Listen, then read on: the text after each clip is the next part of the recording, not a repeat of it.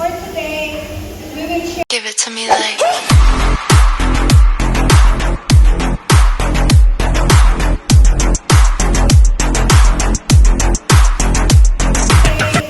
We will share to you a life of a man full of humility and so much love for the needy. May each one of us here be touched by his life, and may it become our guiding in following Jesus Christ. Let us all hear the life of Saint Charles Borromeo, the patron against pestilences. Saint Charles Borromeo was born in the castle of Arona in October 2, 1538. His father was Count Gilbert Borromeo. His mother belonged to the Medici family, and his uncle Pompeius IV.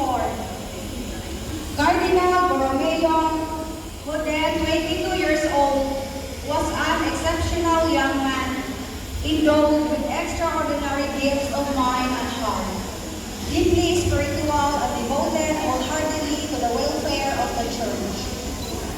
It was due to the young cardinal's vigorous efforts and leadership that the Council of Trent was reopened and carried to a successful conclusion 3 years later in 1563. In that same year, he was ordained a priest and consecrated a bishop. The Archdiocese of Milan was in a deplorable condition, and in 1565, Pompeius yielded to Cardinal Borromeo's request and permitted to go to sea and personally to seek things in order to carry out the decrees of the Council of Trent. Saint Charles Borromeo remained there for the rest of his life, and the reform of the Milan Archdiocese was his great life's work. It is amazing how indefatigably he devoted himself to his work and how much he accomplished. In 1569, an attempt was made on his life. A bullet struck St. Charles Borromeo as he was kneeling in prayer. But he was miraculously preserved from harm. Far from stopping him, the difficulties he encountered only made him so much more dogged in carrying out his program. He never tired of visiting the parishes.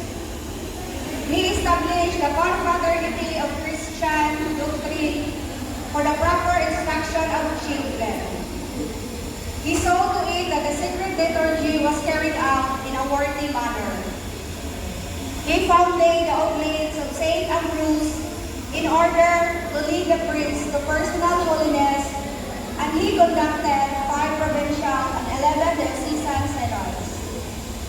But it was the example of his own saintly life that made the deepest impression on his flock and produced the best results. He was indeed an exemplary tertiary, a true son of Saint Francis. He was ingeniously humble and was careful to hide his merits, his finances, and his private devotions so that no one praise must stand to him. When a pestilence broke out in August 11, 1576, St. Charles Borromeo remained at his post in Milan and personally ministered to the sick and dying. He supported the poor under his funds were limited, and then he sold his positions, including his bed, to procure men to help them, after that he no longer encountered any opposition. Rich in merits, esteemed by all, he died on November 3, 1584, only 46 years old.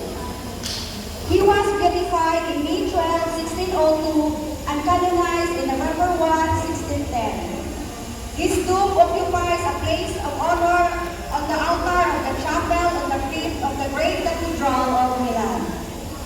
The body of the saint was checked after it was found that there was a great deal of moisture in the vault. The outer coffin was polluted, and the lid of the second coffin also retained.